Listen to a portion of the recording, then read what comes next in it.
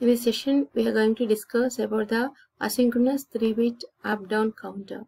In the last sessions, we discussed individually the asynchronous 3-bit up counter, which counts the clock pulses in incrementing order from 0 to the maximum value, and the asynchronous 3-bit down counter, which counts the clock pulses in decrementing order, starts from the largest value to 0.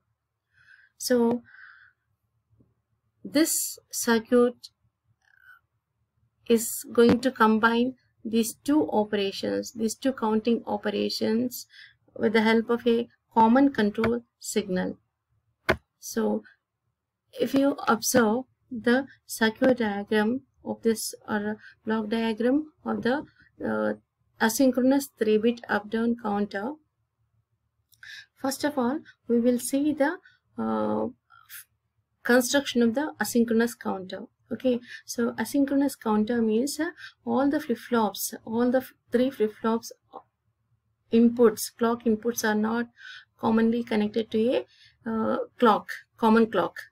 Okay, so they are connected in such a way that only the first flip-flop clock input is connected to the clock signal, which is to be counted, whereas the remaining two flip-flops clock inputs are connected to the state change outputs of the previous flip-flops. So it is the asynchronous counter, means they are not connected to a common clock signal and they are not operated by a common clock signal. Okay, so they are operated, the next flip-flops, only first flip-flop is operated by the clock signal that we are giving, whereas the remaining flip-flops are operated by their previous flip-flops, operation of the previous flip-flops. This is regarding the asynchronous operation of the counter.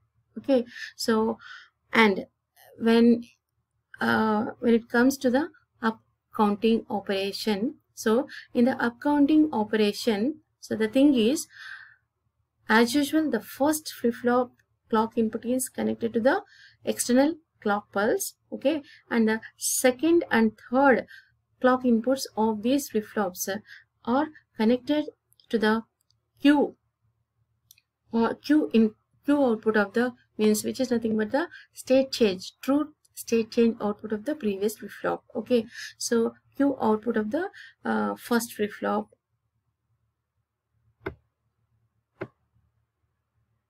Q output is the first flip-flop, whereas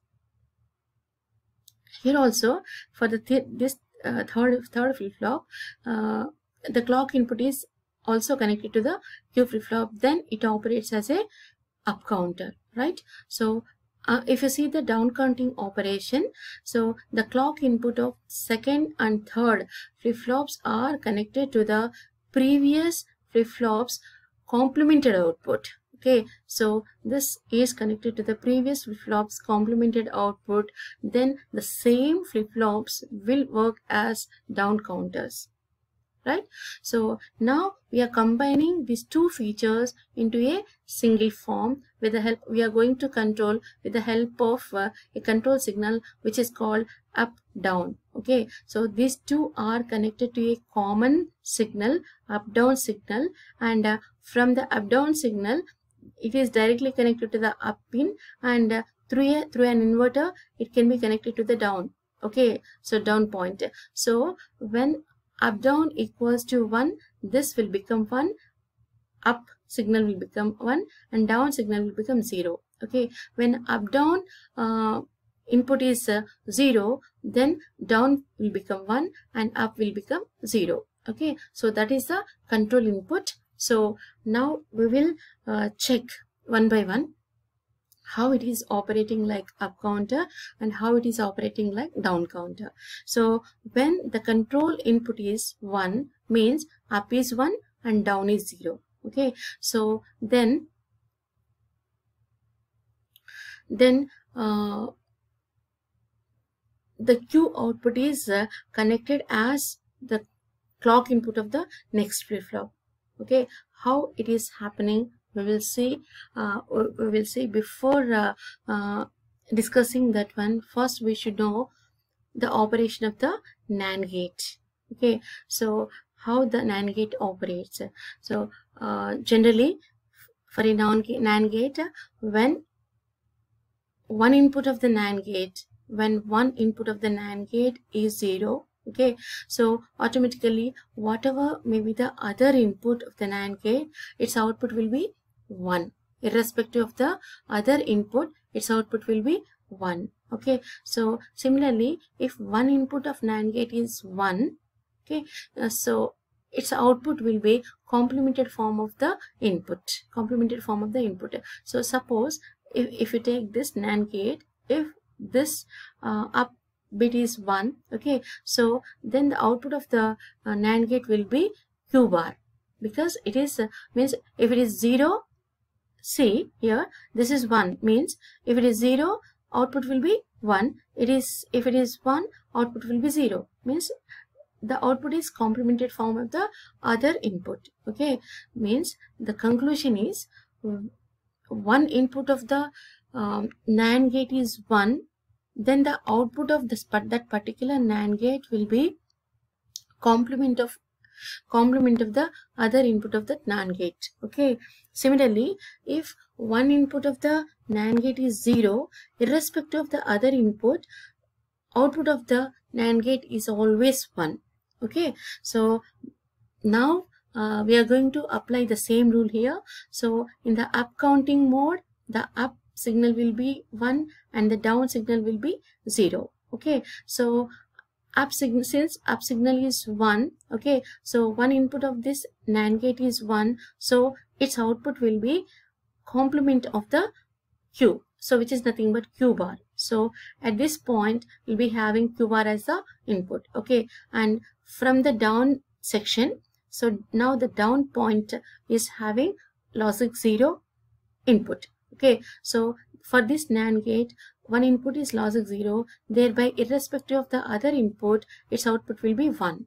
Okay, and now for this NAND gate, one input is 1, okay, then irrespective of the other, means not irrespective of the other, so then the output of this NAND gate will be complement of the other input. So previously the input of this NAND gate will be Q bar, so now the output of this NAND gate will be Q double bar, which is nothing but Q, means the Q is connected as the clock pulse for the second stage. Okay, similarly, the same Q is the output of the second flip-flop is connected as the input to the third flip-flop, right? So means since Q is connected as the clock input of the second and third flip-flops, that's why it is working as up counter. Now we'll see the down counting operation. During the down counting operation, so the control signal will be 0.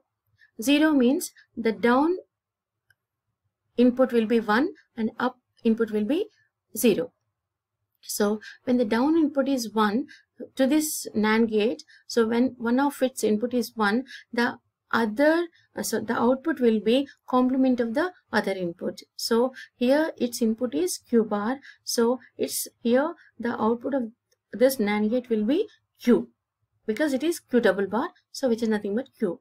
Whereas in this session, up equals to 0, so one of the input of the NAND gate is 0, so irrespective of the other input, its output will be 1. Okay, for this NAND gate, one input is 1 means the output is complement of the other input. So here the other input is Q, so here the output of the NAND gate, the signal is Q bar, which is connected as trigger, means which is connected as the clock input for the second, means clock input to the second flip-flop. Okay, similarly this Q bar is also connected as clock input to the third flip-flop, means if Q bar is connected as clock input, then the same flip-flops operates like a down counter. right?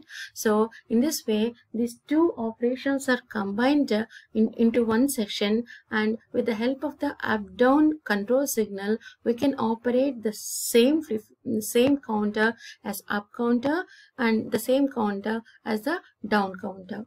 In the up counter mode, it counts from 0 to the maximum. Means here since we are using 3-bit up-down counter, the asynchronous 3-bit up-down counter, the maximum count is 7, so it counts from 0 to 7, and during the down counting operation, it counts from 7 to 0. So this is about